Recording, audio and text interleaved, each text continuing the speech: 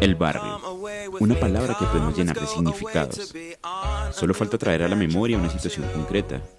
Imaginemos, por ejemplo, la casa de los abuelos, el parque o la cancha de microfútbol. Esas casas construidas por los abuelos, esa que hoy tienen hasta 4 pisos y donde viven varias familias a la vez. Los tíos, inquilinos, el perro, la gata y uno que otro ratón. Algunas con local, que le ha servido a don Chucho para tener la panadería, a doña María para vender empanadas y a don Alirio para poner su cantina. Pero quiero que nos detengamos un poco en esa cancha, ahí donde se echa micro los fines de semana.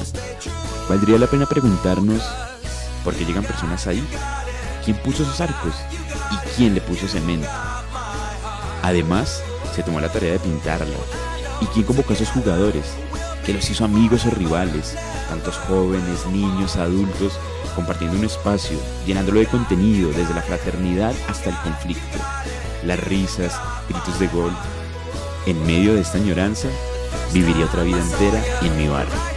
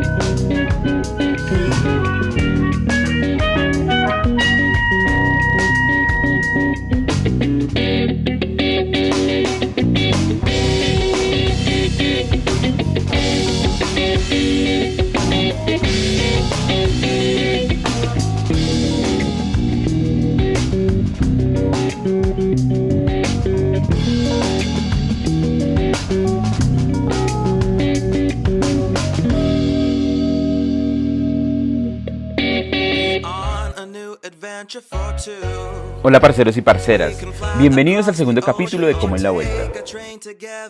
En este momento nos encontramos en la ciudad de Bogotá, en el barrio de Villa La Torre, en el sector del Amparo, localidad octava, más conocida como Ciudad de Kennedy. En este momento nos encontramos a 4 pisos sobre el nivel del suelo, en la casa de doña Rosa Elvia, quien muy amablemente nos prestó estas acogedoras instalaciones. En este primer programa haremos un recuento sobre cómo nace esta localidad, cómo se da el proceso de urbanización, la construcción de algunos barrios, cómo llegaron sus primeros habitantes y la manera como obtuvieron sus casas. Estamos seguros de que si realizáramos una encuesta en la calle sobre la historia de nuestra localidad, la localidad de Kennedy, sin contar a los que no tienen ni idea, la mayoría diría que todo empezó con la visita de un presidente de los Estados Unidos que se llamaba así. Pero la cosa es más compleja. Porque tiene a mí, según me han dicho, que pusieron el nombre de Kennedy por John Kennedy, que murió, que mataron. ¿Por un presidente? ¿Se llama Kennedy? Por el presidente que se llamaba, por el presidente de Estados Unidos que se llamaba Kennedy. ¿Porque vive acá, en Kennedy? ¿O a veces un día a pasear o no? No, solo sé que el primer árbitro en pitar partido de fútbol vive en la localidad. El resto no sé historia más. Él vino y allí fundó el barrio Nuevo Kennedy. Esta localidad no nació con John F. Kennedy. Sin ir tan lejos, en este territorio que hoy se llama así, se han encontrado vestigios indígenas de aproximadamente 2.700 años de antigüedad. Cuando llegaron los españoles, la sabana de Bogotá estaba habitada por el pueblo muisca, y lo que hoy es Kennedy era una explanada que permanecía inundada la mayor parte del año, pero tenía unos cerrillos en donde unos pocos indígenas construyeron sus bohíos. A este asentamiento se le llamaba Techo, y quedaba cerca de las zonas donde actualmente quedan Bosa y Fontibón, que estaban más pobladas y tenían comunicación directa con Funza, la ciudad más importante de los muiscas. A punta de espada y de cruz, los españoles se convirtieron en los nuevos propietarios de la tierra, y los indígenas fueron confinados en resguardos en los que debían cultivar alimentos y pagar tributos a la corona. La mayoría de este territorio, que hoy conocemos como Kennedy, le fue dado en encomienda a un señor llamado Gonzalo García Zorro. Dentro de este territorio se estableció el resguardo de Techo, que existió hasta 1607, cuando los últimos muiscas fueron expulsados de allí, porque sus tributos eran muy pocos y además no asistían a las doctrinas de conversión al cristianismo. De ahí en adelante y durante los 3 siglos siguientes, este territorio estuvo prácticamente despoblado. En las partes altas que antes habitaban los muiscas y en donde hoy están los barrios Casablanca, Catalina, Tintal y Villa Andrea, funcionaban grandes haciendas. Por ejemplo, la hacienda llamada Techo, que antes había sido el resguardo muisca Techo, fue luego propiedad de la orden religiosa jesuita y muchos años después pasó a manos de una sociedad colombo-alemana que hacia 1930 construyó el primer aeropuerto que tuvo Bogotá. Acabamos de ver la primera parte de nuestra historia, una historia que se ha contado de muchas maneras. Nosotros compartimos esta versión como un paso necesario para tener un punto de partida, que nos permita abordar una serie de temáticas donde tocaremos asuntos claves de nuestra cotidianidad. Queremos aportar a la comprensión de la realidad, compartir insumos de razón y reflexión, que nos permitan explicar por qué vivimos como vivimos, orígenes y consecuencias. Esbozar la manera como han intervenido en nuestra historia los diferentes actores para el desarrollo de temas de la esfera pública, como la educación, la salud, el empleo y la vivienda, identificando allí el nivel de participación e incidencia del Estado, las empresas privadas, la organización social y la comunidad en general. ¿Grabando? Y para continuar con nuestro relato, es importante hablar de lo general para aterrizar en lo particular, que para nuestro caso es Kennedy, la localidad que habitamos y cada uno de sus barrios. En Cómo es la Vuelta creemos que para entender el presente es fundamental echar un vistazo al pasado, porque ahí se encuentran muchas claves para construir el futuro. Llega la mitad del siglo XX y tú, Bogotá, joven y aventurera, te preparas para convertirte en una de las ciudades capitales más desarrolladas. Es tu época más osada.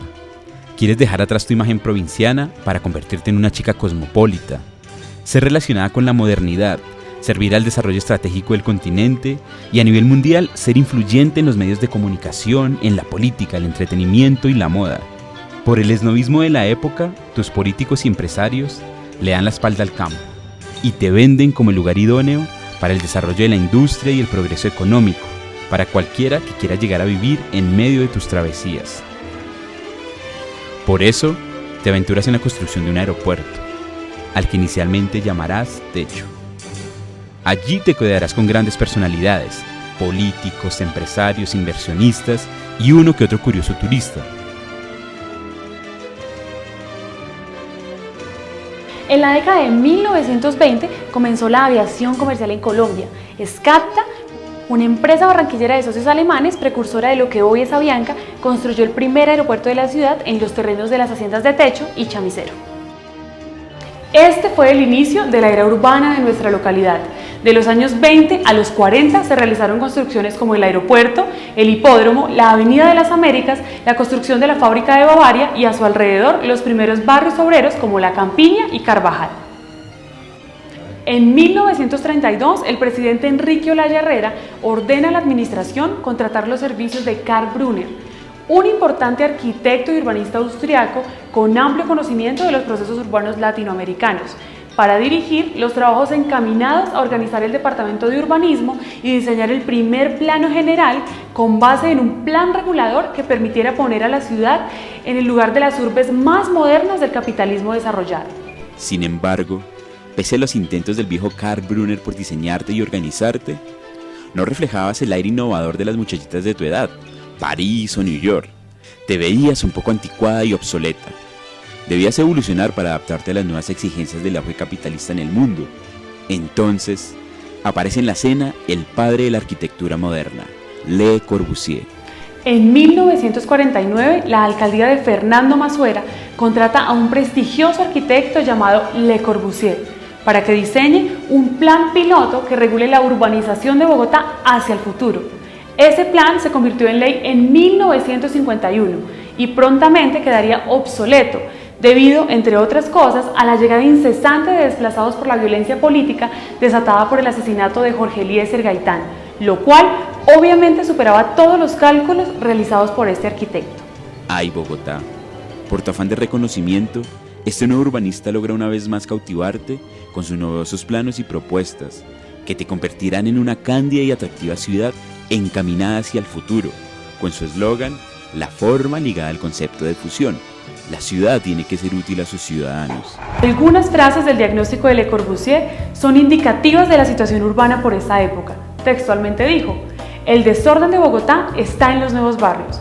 El caso urbanístico de Bogotá se me parece a una señorita de 17 años que decidió abandonar el hogar para entrar en la aventura de una vida sin control. Esa aventura de una vida sin control se manifestó en Techo, con los nuevos barrios que fueron levantados cerca del aeropuerto con el método de autoconstrucción y sin acceso a vías ni a servicios públicos domiciliarios. Esa candidez no te permitiría reconocer que el capitalismo es salvaje, que todo lo devora a su paso, que todo lo nuevo se vuelve obsoleto al siguiente día de salir de las fábricas. Esas malas compañías te hacen arrogante y utilitaria. Intentas llevar una vida ostentosa, tu arquitectura se agrieta y la dictadura estética de la modernidad exige nuevas obras. Por si fuera poco, el país arde por la violencia rural y en plena década de los años 50 empiezas a desbordar tus proyecciones demográficas. Como pregona el Gran Combo de Puerto Rico, ya no hay cama para tanta gente. El dinero escasea, las viviendas también. Estás hecha crisis. Sientes en tus entrañas el peso del concreto. Tu apetito voraz de desarrollo hizo que ampliaras tus fronteras hacia tierras despobladas e inhóspitas. Esta primera fase termina en 1959, cuando se inaugura el aeropuerto El Dorado y en consecuencia el aeropuerto de Techo deja de prestar sus servicios y es desmantelado. Ese espacio será aprovechado un par de años después para desarrollar un ambicioso proyecto de vivienda auspiciado por el gobierno de los Estados Unidos, con el fin de aliviar la presión ejercida por la llegada masiva de inmigrantes provenientes de los más apartados lugares del país. Hemos hablado someramente sobre urbanismo, arquitectura y ordenamiento territorial. Contar cómo se fueron construyendo nuestros barrios nos da elementos para entender por qué en este momento existen tan marcadas diferencias sociales, económicas y culturales. La estructura demográfica como resultado de un proyecto que fue o no planeado. Las preguntas que quedan en el aire son: ¿hubo un plan de ordenamiento territorial para esta ciudad? Si acaso hubo uno, ¿quién o quiénes lo construyeron? ¿Y para qué o para quiénes? Para intentar responder a estas preguntas, vamos a empezar por escuchar a esos primeros habitantes, a las personas que poblaron y vieron cómo se llenó esta localidad, que pasó de ser un inmenso humedal a ser una de las localidades más grandes y con mayor densificación de Bogotá. Y en estas llega el presidente Kennedy, pero para entender su papel en la historia es necesario hacer una pausa y mirar hacia afuera. Colombia, al igual que los países latinoamericanos, se urbanizó bajo la influencia de los Estados Unidos y su lucha contra el comunismo. En 1959 se produce el triunfo de la Revolución Cubana y el gobierno estadounidense no podía permitir que esa experiencia se propagara por toda la región.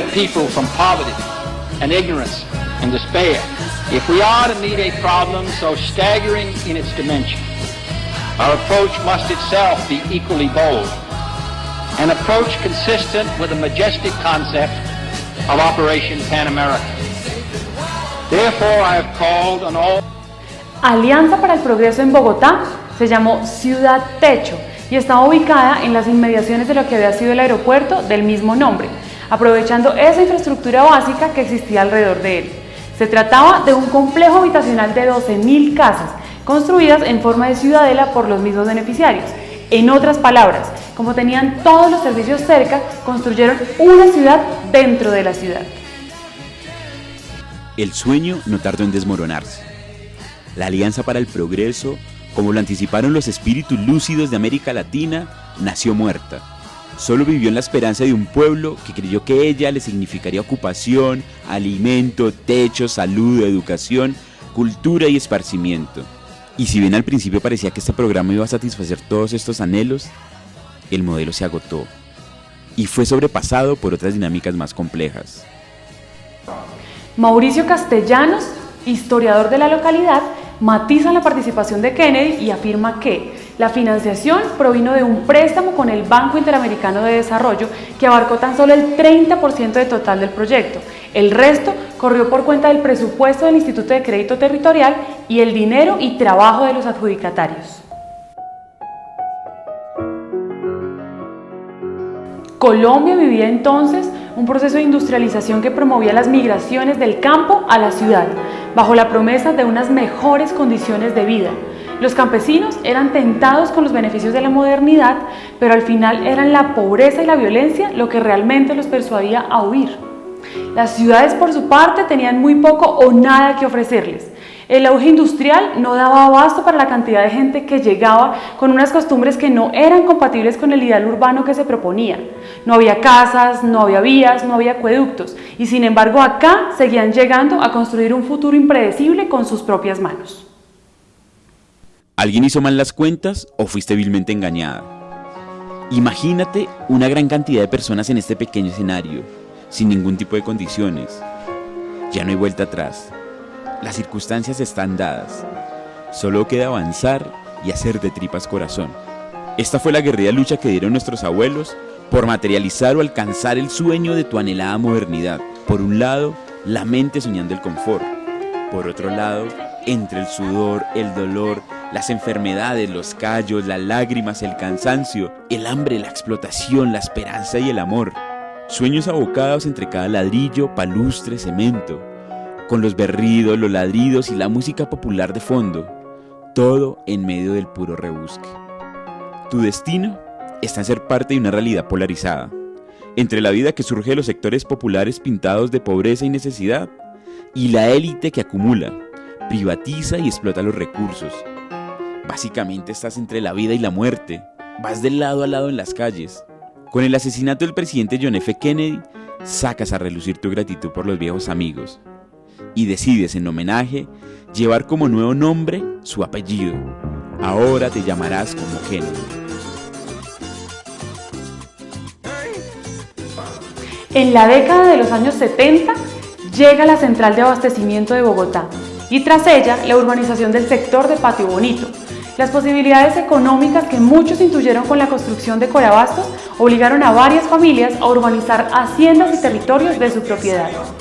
Esos terrenos quedaban 2 metros por debajo de la cota del río Bogotá y estaban muy cerca del botadero de Gibraltar, lo que ocasionaba, entre otras cosas, la exposición a enfermedades y a constantes inundaciones en épocas de lluvia. Esa urbanización de facto tuvo la desventaja adicional de que no contaba en principio con el acceso a los servicios públicos básicos. Por eso, al establecimiento de las viviendas, le siguió un duro proceso de lucha para obtener la legalización de los predios y la normalización de los barrios.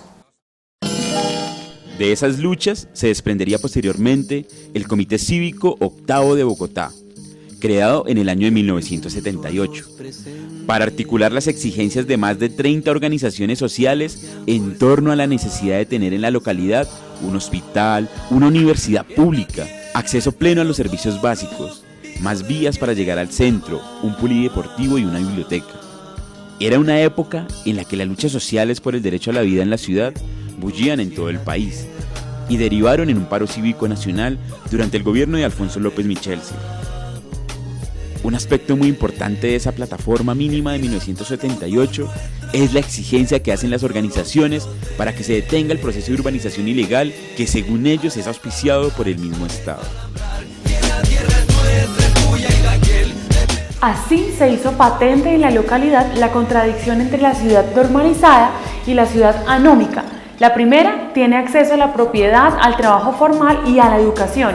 La segunda está aislada, rezagada y llena de conflictos.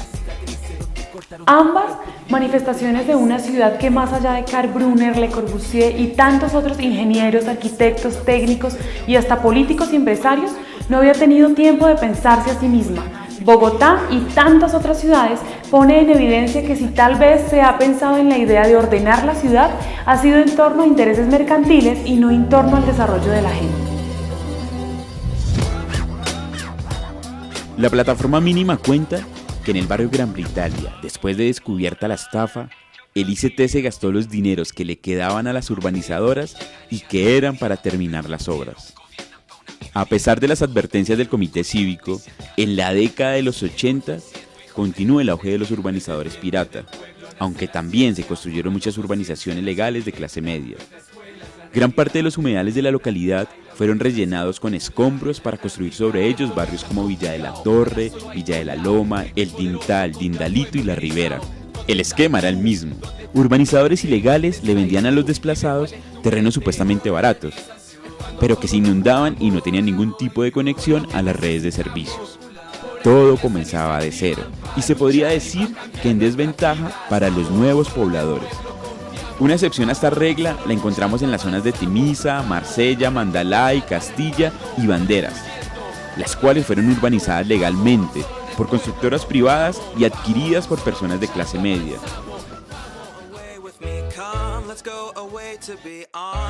Queremos recordarles que este programa se hace con el apoyo de la Alcaldía Local de Kennedy, de la Corporación Cultural Cueda Majillé y del colectivo de comunicaciones Maquia Productora Audiovisual.